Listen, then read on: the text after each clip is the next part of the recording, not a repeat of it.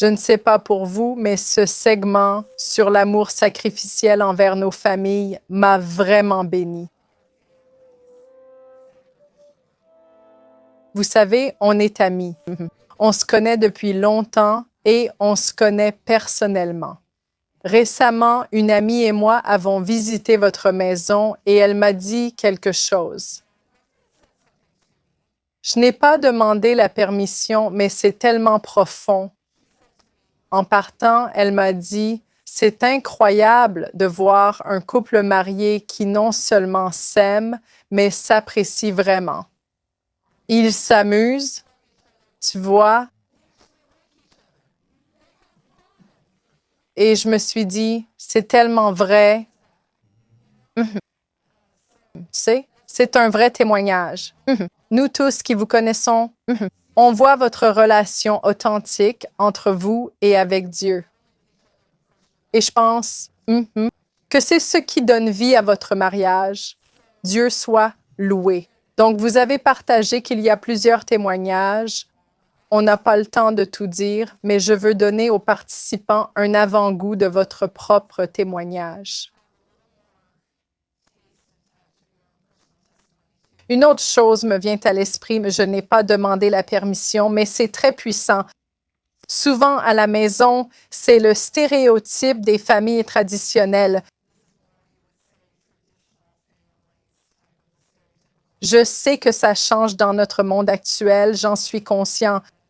Souvent, c'est la mère qui s'occupe des enfants, des tâches ménagères et des courses. Je me souviens que vous, pasteur Don, avez partagé en larmes comment Dieu vous a interpellé. April, vous étiez débordé et en difficulté avec de jeunes enfants. À l'époque. Pardonnez-moi si je ne saisis pas tous les détails.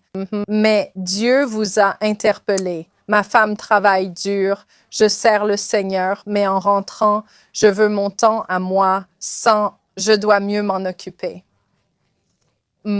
Et Dieu vous a poussé à lui offrir du temps en prenant les enfants. Vous faisiez les courses, prépariez les repas en vous disant « Comment je fais ça? Comment je gère les courses avec les enfants? » Je réalise ce que ma femme vivait. Dieu vous a guidé vers ce service sacrificiel pendant des années, oui, de temps. Ouais. C'est incroyable car cet amour sacrificiel que Dieu demande n'est pas que pour le Père, mais pour tous. Ça m'inspire.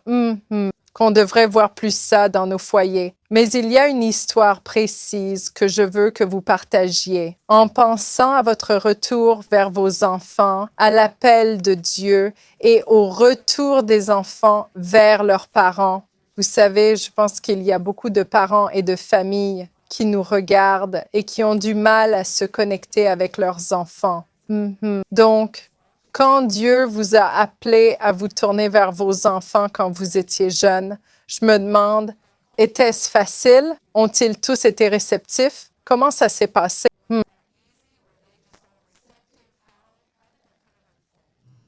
Non, ce n'était pas facile. N'est-ce pas? Vous vous souvenez? Ce qui s'est passé. Non, pas du tout facile. Alors partagez. Parlez-nous de ce témoignage et de ce que vous avez fait pour aider. Dans l'autre épisode, j'ai parlé de l'appel de Dieu cette nuit neigeuse. Vous vous rappelez? Quand j'ai compris que Dieu voulait que je m'investisse plus avec nos enfants, on en avait 3, mais que 2 à l'époque. Je croyais qu'il dirait « Oh oui, papa, c'est super d'être avec toi. » Mais ça ne s'est pas passé comme ça. En fait, au début, quand je disais « Papa va jouer avec vous » ou « On va se promener » ou « Je vais vous lire une histoire », eh bien,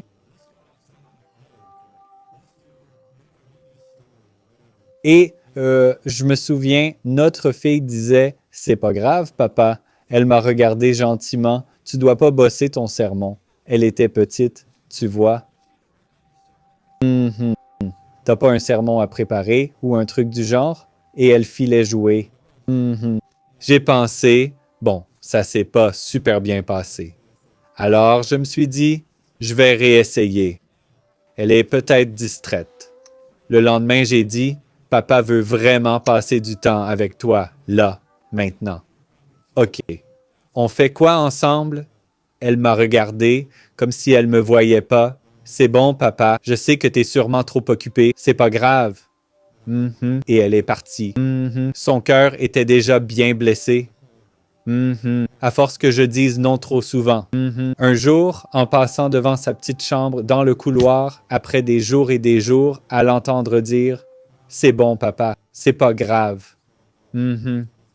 Ça m'a fait mal et j'étais vraiment très inquiet. Comment puis-je me rapprocher de cette petite fille que j'ai négligée? Elle avait environ 3 ans, c'est ça? Oui, 3 ans. Une enfant qui entend non pendant 3 ans reçoit un message fort. Du genre, non, je suis trop occupé. Je dois y aller. Oui, non, je suis trop occupé. Désolé, peut-être demain, ce genre de choses. Exactement, très souvent, c'est ça. Je l'aimais, je jouais parfois avec elle, mais pas assez. Pas assez de temps passé ensemble. Je passe devant sa chambre, pressé. Je dis bonjour Julie avec un petit signe de la main. Elle répond bonjour, mais je suis déjà parti. La voix de Dieu me dit donne, ralentis. Je recule. Il dit regarde dans la chambre. Je vois Julie qui me regarde. Il me murmure pour en faire une disciple, entre dans son monde. Par terre, il y avait de toutes petites poupées. Je me suis dit oh, des poupées. Je ne sais pas quoi faire avec les poupées. Je sais que chaque culture voit ça différemment, mais pour moi, c'était comme je ne touche pas aux poupées. C'est un truc de fille, de femme, peu importe. Alors le Saint-Esprit insiste davantage. Tu dois entrer dans son monde. Mes amis, on doit entrer dans le monde de nos enfants, petits-enfants, nièces et neveux. Il faut entrer dans leur monde pour toucher leur vie pour Jésus. J'entre dans sa chambre et les yeux de Julie s'illuminent. Papa, tu viens me voir? C'est mignon, mais aussi un peu triste. Oui, car elle était tellement impressionnée que son papa, si occupé, venait la voir. J'ai dit, oui, je viens te voir, mais je ne savais pas trop quoi faire.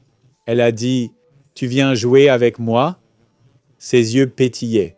J'ai dit, oui, sans savoir ce que j'allais faire. Elle demande, tu joues aux poupées avec moi? Oh, oui. Alors, je tends la main, pensant, je ne sais même pas comment les prendre. Je me penche, comme dans une fosse à serpent, j'en saisis une par la tête et la brandis fièrement. Je l'ai. Julie s'approche doucement et dit, papa, pourquoi ne la prends-tu pas dans tes bras comme tu me tenais? Je me dis, d'accord, compris. Elle ajoute, berce mon bébé pour l'endormir.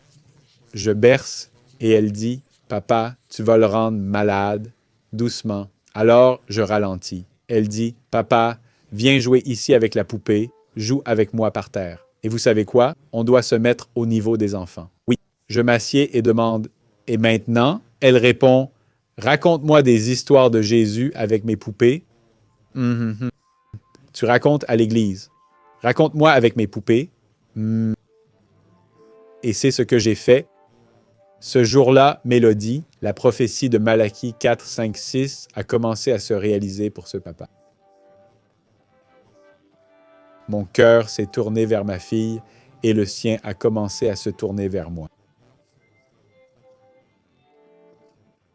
Amen. Amen. Précieux. J'adore ce témoignage. J'adore ça, surtout prendre la poupée par la tête. On est tous là, quoi. Ouais, n'en parlons pas trop. C'était une grosse erreur. Oh là là. Le plus beau, c'est qu'aujourd'hui, vous êtes proche de vos 3 enfants. Et Dieu accomplit vraiment cela et c'est tout simplement beau. Alors, merci d'avoir partagé, Pasteur Don et April. Je suis ravie que vous soyez ici pour ce segment. C'est tellement important de vous avoir ici. Et je sais, April, tu es son roc, sa stabilité. Partout, il vante les mérites d'April. Amen. C'est vraiment chouette à voir et je suis reconnaissant de vous connaître et de participer à ce retour à l'autel. Je sais que Dieu s'en sert pour changer des vies. Et pour conclure ce segment bonus, donne une dernière prière pour les familles qui nous regardent. Que Dieu fasse en sorte que ce ne soit pas décourageant, que ce soit encourageant, car nous venons tous d'un certain brisement. Oui, personne n'a la famille parfaite. Ouais, j'espère que les spectateurs savent que personne n'a la famille parfaite. On a tous des cicatrices, mais Dieu répare ce qui est brisé, ouais, et restaure ce qui a été perdu. Il peut donc le faire dans chacune de nos familles. Amen. Voulez-vous prier pour nous? Oui, prions. Dieu du ciel, merci que ma fiancée puisse participer à cette conversation. Seigneur, nous t'implorons. Aie pitié de nous tous sur terre pendant que nous attendons Jésus. Comme dans mon récit, beaucoup sont trop occupés pour leurs proches.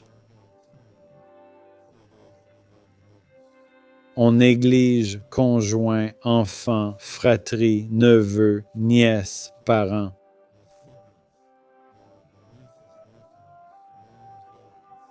C'est l'heure de revenir à l'essentiel,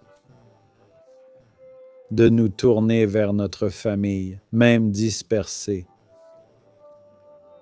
Dieu, déverse ton amour sur nous. Aide-nous à recentrer nos cœurs sur la famille. Au nom de Jésus. Amen. Amen.